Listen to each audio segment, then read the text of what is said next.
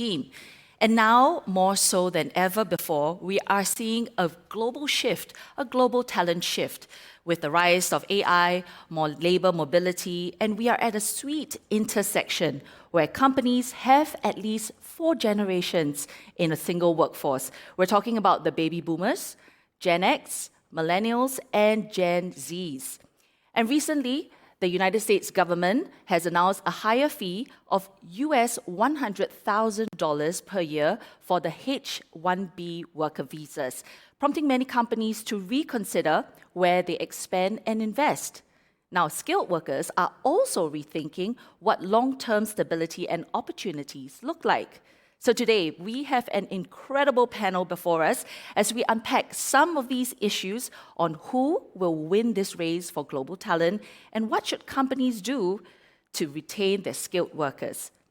Now, I'll get to introducing each of my panelists later on, but I think the first question I want to ask every one of you is that in your individual industries, what is one thing that keeps you up at night, thinking about how to attract the best talent there is to offer?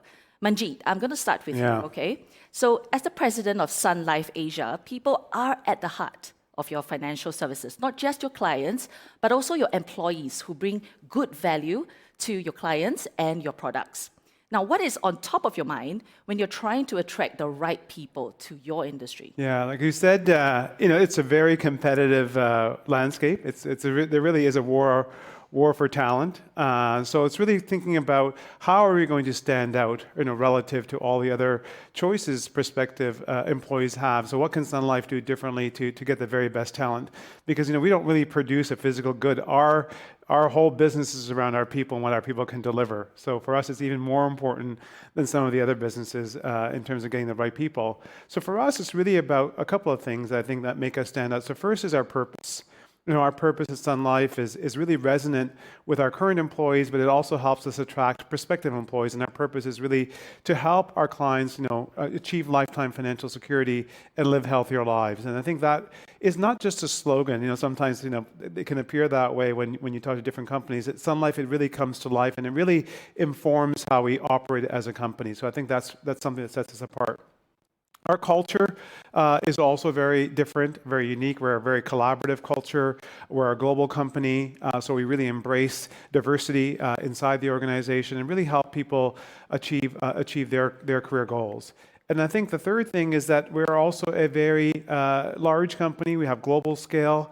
We have good momentum, and I think employees want to come where they feel that they can win and make an impact. So that's some of the things that we focus on. Yeah. And Ichiro, I'm going to come to you next. So you invest in climate tech companies. As CEO and CIO of Manunochi Innovation Partners, what's first and foremost on your mind when you are seeking talent in a space that is, I would say, quite niche? Right. So we are investing in a growth stage of climate tech, energy transition companies and startups. And growth stage clean tech really takes a long time to succeed. And so the company has to go through the valley of death. It's really hard to survive. And the growth stage commercializations and the scaling phase are a little bit different from the early stage venture capital stage, and also later stage, the stable companies. We are working on the missing middle parts, which lacks funding, also business partners to develop the project, and talent as well. So talent means company management, also the investment professional, in my views. So for my companies, we are trying to contribute to the net zero or by 2050s. So everyone is now gathering to aiming for the doing good for the society. That is, I think, most important thing for us to provide to have a talent in our companies and in our ecosystems. Anupan, you are the Vice President of People and Communities at Cisco at APAC, Japan, Greater China, very big patch that you cover. What's your biggest struggle when you are looking for talent, especially because this is such a big part of your portfolio? Sure. So Cisco is a tech company, and obviously it's a huge, huge part of our portfolio. So as we are looking for talent, I think there are two aspects that we're looking for. One is obviously deep technical skills, but you're also looking for what I would call human skills, and this is around creativity, this is around agility, it's also around resilience, and you're kind of looking at that combination. And there is, we've all seen articles about the kind of payouts that are happening to people that have deep, specific technical skills. So we're addressing it in two ways. One is being really focused and specific on where is it that we want to go externally and attract talent. But we are a really large company. We've got over 80,000 employees globally. So part of our attraction is also how do we shift that lens of attraction to the talent that we have internally, who knows our business, who knows our customers, who knows our technology. What do we have to do to equip them with skills and actually leverage that talent portfolio that we have across the different jobs that we have? And David, coming to you, our last guest on our esteemed panel, you are the co-founder, CEO of Sakana AI. You're building an AI company in Japan, a country that is actually slowly adopting its own AI strategy. What are your challenges when it comes to building a company like that in Japan? Thanks. This is a big challenge for us, recruiting talent. So Sakana AI is a company I started just 2 years ago. It's an AI startup. It's a very small company compared to most established companies. And we're mainly focused on frontier R&D, trying to push the limits of what we can do with AI. We're building foundation models and agents to help with Japanese enterprise and governments tackle issues like with the aging society, workflow automation, and as you mentioned, this is slowly being adopted in Japan. I would say it's actually faster than most people think.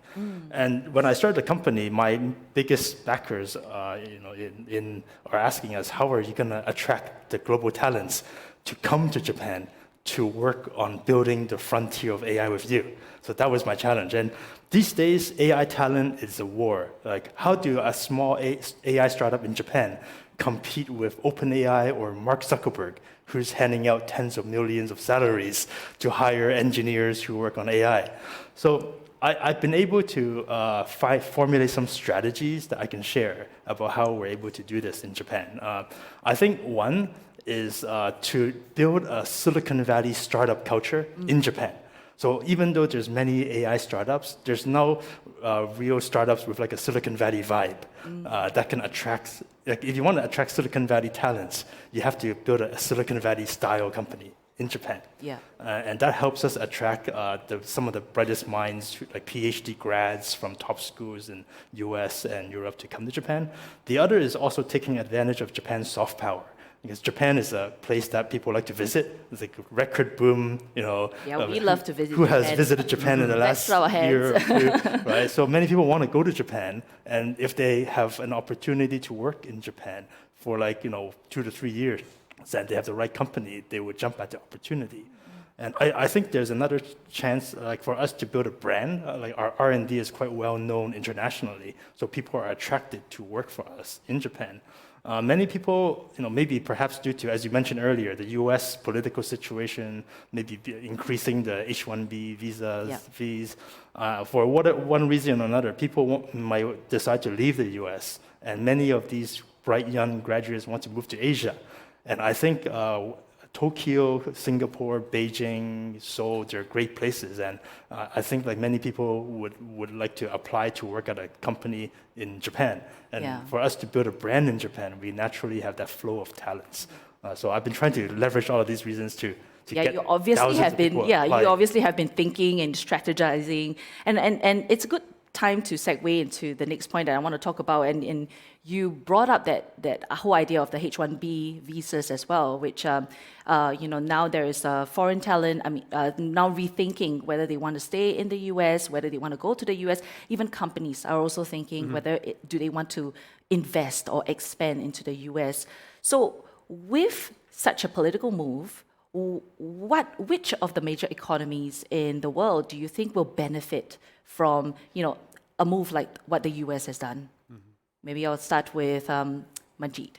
Yeah, I think obviously, I think these kind of policy changes will have sort of short-term impacts on flows. But I think, for any country to be really successful, they have to offer just more than just point of entry. I think that's just step one. I think that they have to create opportunity, as we talked about. The talent today are really looking for places to go where they can develop their careers, where they can learn, where they can make an impact on the professional side. But they also want to go somewhere where they like to live and enjoy and potentially raise families. So you kind of have to give all that sort of support to be an attractive destination for the new employees coming on board. And you look at places like, and you also have to have an ecosystem of companies that can provide that kind of challenge and opportunity for them in that location. You kind of look at places like Singapore and in Hong Kong. I think they've done many of those things I just spoke about well. And we were just talking about it earlier before we got on the panel. And even though Hong Kong had gone down, had some outflows, I would say, after COVID. But now with some of these shifts, living there for the last 2 years, I actually see people now coming back to Hong Kong. Yeah, and also especially I think it will hit really harder for the tech industry as well, like you mentioned in AI, but also in climate tech. Ichiro. And one thing that I've always been curious about is that Japan traditionally has always been a place that I guess foreigners will not think of going to work at. David mentioned that there is sort of a bit of a shift right now, but in your industry, in Japan especially, do you foresee that in the next 5 years there will be more companies that will want to invest and expand in Japan, even foreigners coming to work in Japan? Do you think there will be, Japan will be a big winner at the end of the day? Yeah, so from my the perspective, so energy transition, climate tech, at this moment, there are a small number of companies who are founded in Japan at this moment. But going forward, so Japan has so many technology base and good talents. And many people are willing to come to Japan, as David mentioned. So going forward, there may be more chance to Japan can gather more talent from the overseas, especially for the energy transition, climate tech going forward. But need to create ecosystem to have more talent. To expand their business career as an energy transition spaces, I think. Yeah. I think in Japan, most companies mainly recruit Japan-based talents. Yes. Maybe the language and so on. So what we try to do is, our company is kind of a half Japanese, half foreigners, even at the founder level. And we try to really broaden the horizon. For our company, people are usually bilingual, can speak Japanese and English, and we've been able to attract a few thousand job applicants within 2 years. And the stats is also interesting. Like less than a third of our job applicants are from Japan. 2/3 are from outside of Japan. So I think it shows that there is demand for people to move to Japan if they're given an opportunity to come here. So I thought that was interesting to share. Yeah, so this is something that we mentioned before the panel started as well. And when you mentioned that 2/3 of the applicants to your company are foreigners, I found that really surprising as well. But I guess this goes back to what Manjit was saying about creating this whole ecosystem, right? It's not just about what the company can offer, but also the destination, the perks of, I guess, the benefits that come in if you want to raise a family, if you want to even find a partner, right, in that country.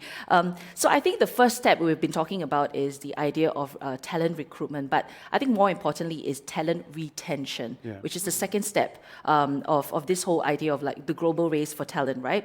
So what talent investment do you do to ensure that your people will stay in their jobs? Maybe I'll start with Anupan. I think a couple of things. So what is attracting people, sorry, and it's maybe it's just me, I'm just really hot, so I need to just jump in and get a tissue, but there are a couple of things that actually attract people. It is the work that you do. It is the investment that they see in themselves, whether that is with respect to their skills, whether that is with respect to their careers, whether that is with respect to their growth. So I think it is about investments. And so for us, I think the way that we're looking at it is one of our themes is One Cisco, Many Careers. So when you join us, it's not for a job, it is for a career. There is a huge amount of investment that we do from a skill set perspective as well, and especially now with AI.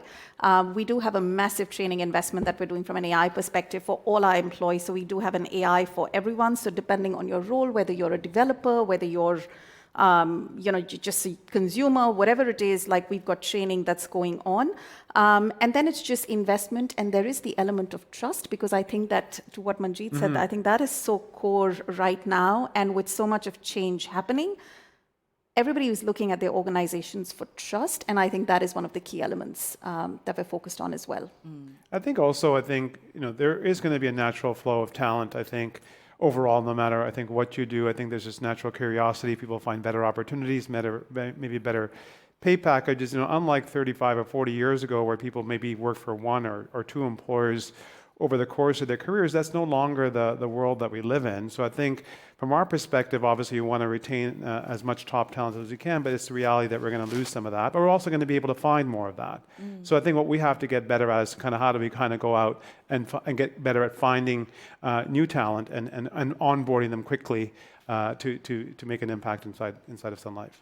Is it easy to maybe even onboard new talent in the AI and climate tech sectors? I got some perspective on this. I think with regards to retaining talent in AI, of course, we want to do our best to retain the talent, but I also want to attract the most hungry, ambitious employees. Exactly. I want my employees, when in the future, to start their own companies if we become successful. I think people ask me, what happens if they start? What if your employees leave to start their own companies? It's like, would you have rather me not recruit them in the first place because they're able to do all this work? I think mission alignment is very important. We're building AI in Japan with particular values aligned to a society like Japan. Things like privacy, respecting each other. A lot of these values we put on our models.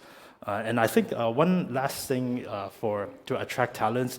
It does come with compensation. I think Japan is not known, as Ichiro mentioned earlier in the panel, not known for paying competitive salaries. And for a Silicon Valley type company in AI, we do structure our compensation to be like a Silicon Valley company, meaning that employees have stock options in the company. Okay, I was going to ask if you paid a 10 million. Because you started with that, and I was holding on to the thought, hoping that you'll come back to it. So just to check, are you paying 10 million? No, you're not $10 million, but we do try to, we do have to pay for talents. Yes. And I think it's better to be aligned in terms of equity ownership compared to paying a salary. I think in Japan, a lot of times when the salaryman style employers, and they're usually men as well, would get their salary and a small bonus at the end of the year so they can go to Hawaii and so on. For me, I want people to incentivize for equity. Yes. And I try to calibrate our compensation to be closer to US-based companies based in Japan, which is still not as high as Silicon Valley. But I think at least we have to acknowledge that to get the top talents, you at least have to be competitive in your own city. So salaries is a very interesting topic that we talk about a lot on our Work It podcast, because obviously everybody wants a higher salary. But I think in this climate when, businesses are not sure if, how much money they can be making in the next 5 years, or everyone's always trying to be more conservative. So with regards to salaries, with regards to training, it's always about trying to be as cost effective as possible. So how do you manage that in your company while trying to keep the best talent? Ichiro. As you know, we are the fund, so we have the system, kind of a carried interest, which is distributed fairly to the employee investment staff. When the companies produce good returns, we're going to share the returns. That is the scheme in place in the fund. So we are taking those approach to the climate tech as a climate tech fund. So which is one way. And another way is we are trying to give the good, I think the same amount of opportunity to the investment professional, because climate tech is a not so traditional industry. It's quite young. So not so many experienced people in this industry. So I'm always thinking to give them a good amount of chance and opportunities to do the cases. And I think obviously compensation is important. So you have to always be competitive on compensation. But my experience, there will be always someone that can and would pay more for any employee. So that can't be the only reason that you attract talent and retain talent. There's got to be more than just that. So it's about what I talked about. It's about purpose. It's about growth. It's about the work that they're doing every single day and the impact that they're making. I think if employees are generally satisfied doing all that, then your retention is going to be just fine. And I'd probably add to that. I think one of the things that a lot of us also want, in addition to alignment to purpose, the work that makes work that allows you to drive impact. I think a lot of us also want to be part of organizations where your core values align. So your value system needs to align as well. So I think that's another thing that everybody looks at outside of that initial attraction of compensation. So you do need to stay competitive, but I think at the end of the day, everybody is looking beyond compensation as well. So one last point, I think maybe it's important for or useful for, say, Japan. When we structure the compensation packages, we could have employees have less of a cash component and more on the equity components as well. So it's just like Kerry Ichiro said, when they're paid when the company performs, we can do the same thing as a startup. A benefit in Japan due to the weaker yen is the cost of living is quite low, like compared to, say, New York or San Francisco, where you could rent a nice apartment for not a lot of money, so that the employees will also be more comfortable having a relatively lower base salary compared to other top cities in Asia. You are definitely making a run for the Silicon Valley types. You're like, all of you just come over to us because we're cheaper, we're better, we're faster, we're going to be faster, there's more growth potential. I can hear all of that, David. So one of the things that we mentioned earlier in the introduction is that in sweet intersection, right, where we have that 4 generations in a workforce, how do you think, a younger generation, let's say the Gen Zs, what are they looking for when they are sourcing for companies, when they're searching for companies? Who are these people who will stay in a company, and what are they asking you? Maybe I can start. I think a lot of them, and research has shown that, and to what Manjeet said, I think a lot of them are looking for an organization with purpose. I think that is first and foremost at what they're looking at. The other one is, I think everybody's looking now at an organization and what they do as a two-way street. So what is it that I bring to the table, but what is it that you as an organization are offering me? And what they're looking for is an environment that allows them to experiment. It's an environment that allows them to grow. It's an environment that listens to them, respects them. So you're kind of looking at all of those elements. And I think we've all heard, especially over the last few years, is that everybody wants to bring their true selves to work. So everybody is also looking for that element of inclusion in the environment. So you're kind of looking at all of that.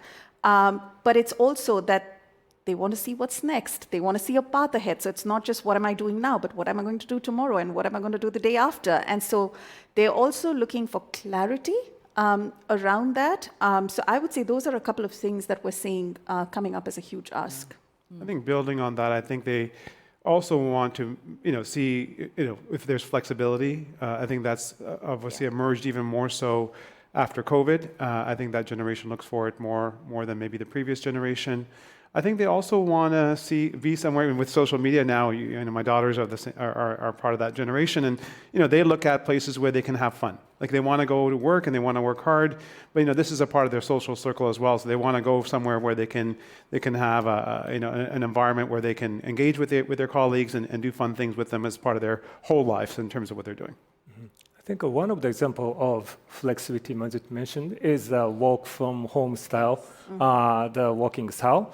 But I think on the other hand, I think to grow the young talents is really difficult at the work from home styles.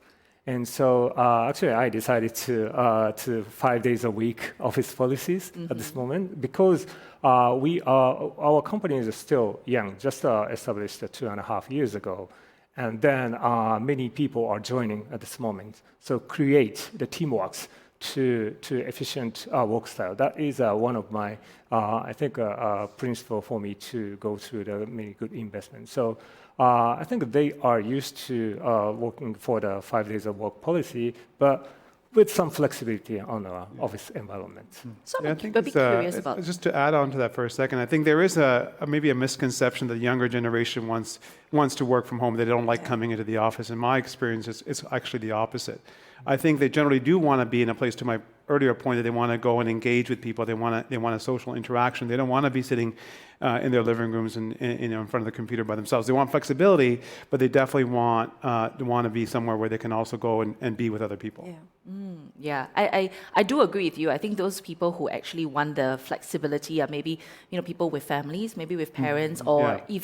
even being a caregiver to an elderly parent or elderly relative. But the younger generation will want that social Yeah. interaction to be able to meet people, even maybe after that go for a pickleball session or a beer or something like that. With the younger generation, when you are managing, Gen Zs, a lot of them will say that staying 2 years in a company is an eternity for them. So how do you? I feel like there's a bit of a reaction out there. Someone almost said an amen to that. So when they tell you these things, right? When they say that, oh, actually, I don't intend to stay in your company for more than 2 years. Most of us here have, aside from the founders, but most of us here have been in the company for quite a while. How do you then, manage that, especially if you know this kid is really good talent? Yeah. So what do you do then? I think it's really about providing. What they're really saying is they want different opportunities for growth. They don't want to do the same thing in the same way, for a number of years. And I think with the companies that you have here, you can have a 20-year glide path, at Sun Life and do a different job every 2 years and work in 5 different countries. So, we feel like we can offer them that variety of experience, that opportunity to continue to grow their careers. I think if you can offer them that, then it's not just about working with one company, it's kind of getting a very different set of experiences that will help with their development. I'd probably add to that. So every time somebody says that to me, I have to, long time back, but I kind of go back to who I was at that age as well. And I didn't want to stay in a company for too long myself because you want to go do something different. You want to go try a different industry. You want to go try a different role. So you kind of want to spread your wings. And a lot of times it's not that you're leaving because something's not working for you or because you're unhappy. It's just that you want to go spread your wings. And so for me, one of the things that I always is like, be really clear as to what are you looking for? Why are you looking for it? And where do you think you will find it? Because sometimes what you're looking for, you might actually find it internally as well. And that could be in a different location, that could be in a different business group, that could be in a different role. So just clarity on the why, the what, and where. So I think that is really important. But also to let them know, especially when they're really high potential talent and they're talent that you really want to invest in, to know that they have a way back. And what we're seeing is quite a few people that actually want to come back. And the attraction then, at least for us in Cisco, if you speak to any Cisconian current or ex and you ask them, what is the one thing you absolutely love about the company? Everybody speaks about the culture. They may talk about different aspects of the culture, but everybody loves the culture. And so they all want to come back. So as long as they see that way back, it absolutely works. And in some cases, what we have seen is they go step out, they try something else, and they actually come back with brand new experiences, brand new exposures, a different perspective, which actually helps us get better as well, had they just stayed with us. Yeah. I don't see that much of that message. Maybe our company is in Japan, so it's known for lifelong employments. So when someone joins a Japanese company, they work until they're 60. Yeah, one job for the rest of one their job. life. Yeah. And even the employment contracts we give have to be kind of like the salary employee. Like it's actually difficult to fire people in Japan. So there's an expectation, even from young joiners, that they would stay on for a while. And I see people leaving jobs in Japan because they're dissatisfied. And maybe perhaps the younger generation, they will leave jobs more often because of this misalignments of cultural values. And I can share about how the startup like ours is trying to encourage young people to be more motivated. One, we give people, new joiners, relatively early lots of responsibility. For example, they can lead research projects, they can lead commercial projects.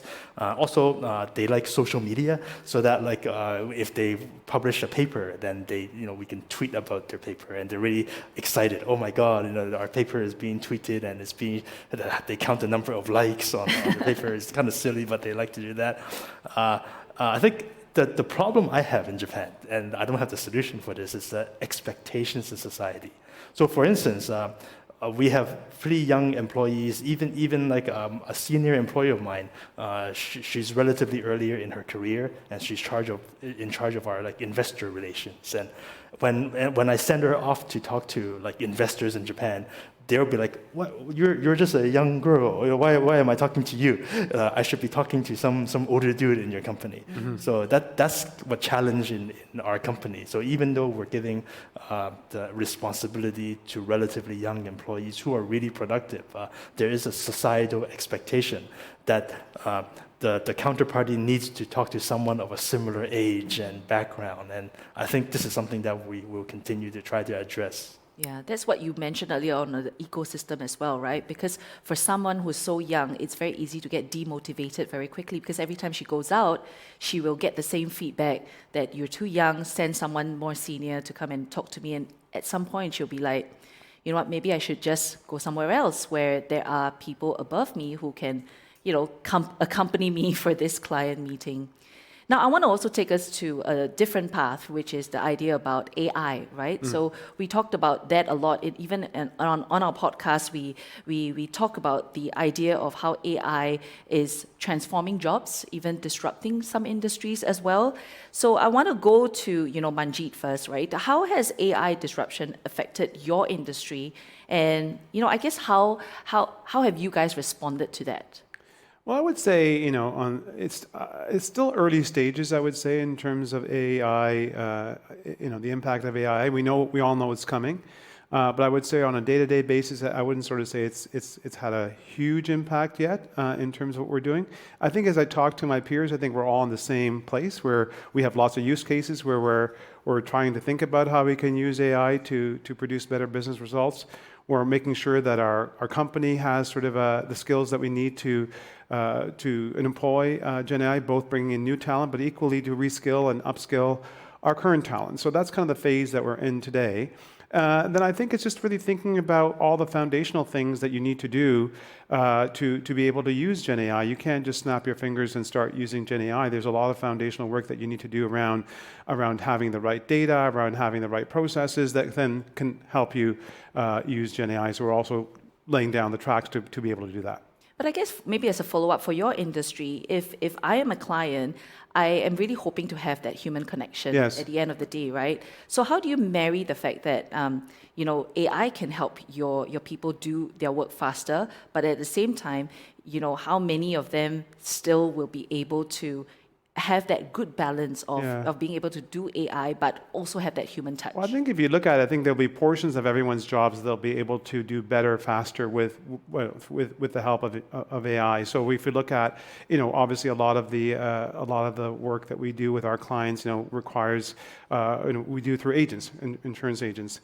So we're using Gen AI, for example, when we're having new agents come in to use chatbots to help them onboard faster, to also give them better tools at their fingertips if they're talking to a client and they need to kind of have a quick answer to be able to use that.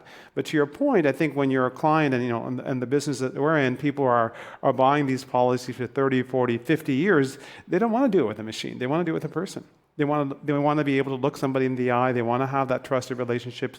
They want to know where they can go if they have a problem. So I don't think Gen AI is going to replace that part of it, but they can help with the other stuff that I just spoke about.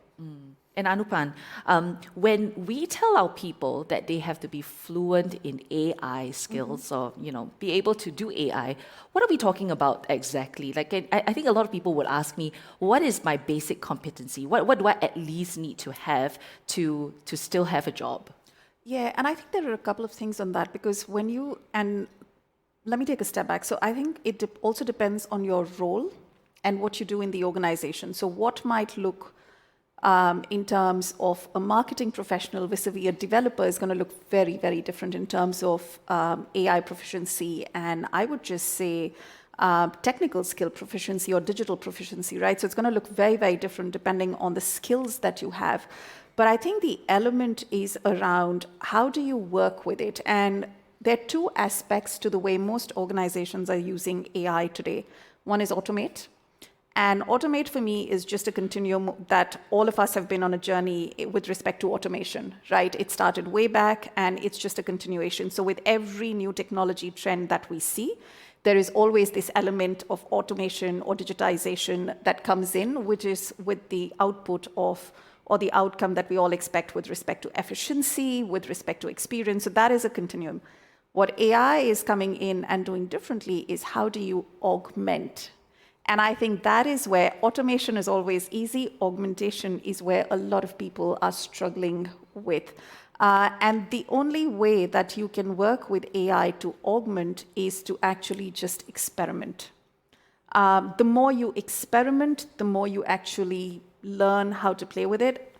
It's really interesting, but if I were to ask all of y'all, I think most of us in our personal lives use AI each day, every day, whether it's travel itinerary or whatever it is. Like for a lot of us, it's actually replaced search. Like we all go into some AI tool and put in our question there. But at work, we kind of hesitate. And so it's a little bit of just getting ahead of that and just experimenting and trying out things. And most organizations today have investments that they've made, whether it is in terms of use cases, whether it is in terms of prompt libraries, whether it is in terms of learning investments. So you do have a lot of the infrastructure that is available in most organizations. If it's not, there's a lot that's available externally as well. So I would just say leverage that and just push the boundary. Ichiro, what sort of soft skills, though, will you be looking, in your people, especially when your industry is so, I would guess, I would say, very hard tech, so to speak. Yeah. Right. So I think there's two perspectives for the AIs in our industry. So first one is energy transition. Energy transition has also the digital transitions, like such as AI. So those combination of energy transition, digital transitions really matters for the make the energies the efficient to use and produce. And on the other hand, the human talent, human capital. So thinking of on my company's investment professional, there's three layers of associate, vice president, managing directors. So basically, that once we have AI tools, vice president, associates can do the same amount of same quality of job in our cases. So basically, the organizations has getting flatter and flatter. And then the difference between them is experience. So how to put more experience in the young generation is really important. The matters going forward, having AI in place. What about adaptability, though, David? Because, who knows what's going to happen in the next, 10 years or 20 years, right? Are these sort of like soft skills that you will be looking for when you are hiring a talent, someone who can pivot at any time? Yes, definitely. At our company with the name AI in it, everyone we hire has to love AI. Okay. Like we have to dog food our own technology and love our own products. And AI is constantly shifting. Now, when I started working in what's called machine learning 10 years ago, I think it's pivoted a lot to now prompt engineering. And everything is going to change again in the next 5 to 10 years. But it's very important for everyone at my company to embrace AI tools and be aware of the current trends. I'll give you a few examples. Everyone in our company uses AI, from our researchers who use AI to co-develop ideas and IP with them. Our engineers all use coding tools to help them make products quicker, like even 10x quicker. And when job applicants apply and we give them a very difficult task, they ask us, can I use AI to help me out with this problem? So I was like, you should use AI. We expect you to do that. Even our HR professional or recruiter, we constantly use AI to screen resumes, to actually identify, loads of how to categorize different talents who are applying, to even my my office manager, secretary. We taught her how to use image generation tools to generate posters for company events. So really, the whole company is aware of AI, and particularly in Japan, this AI tools are very useful in a workforce with different languages and different cultures. Correct. Because now translation becomes very natural as well. So when I'm reading emails, I know that the other person is probably using a large language model with reasoning to choose their translation to me. So that really helps the workforce for talents for communicating in the company using AI tools. But I guess what I'm saying is that they may understand how to use AI, but how to explain to somebody else the tool or how to use that tool, that is that human touch and that human connection that I guess you'll be looking for as well in the people that you hire. So they're not just, good coders or, good engineers, but they are people who can translate that into a language that others might understand. Well, definitely. This is just a tool. Like, no one in our company will just use AI and that's the thing that the AI generated. I mean, it's not going to work. It's always a collaborative tool. The engineers will always co-develop the software with AI. Like my office assistant will co-make posters with AI. And when we're communicating, we always have to tweak the random thing that a large language model wrote that doesn't make sense and tweak it. So there has to be human elements for this to work, in my view. Well, I learned a lot of things from you guys today. I think we covered a broad spectrum of, not only the challenges of how we can attract talent, how we retain talent as well, and also how AI is disrupting the fact that, we are trying to understand how to help our workforce be able to be future ready. But thank you so much for your time. Thank you for our panel here, and thank you to our audience. Thank you, everyone. Thank you very much. Thank you.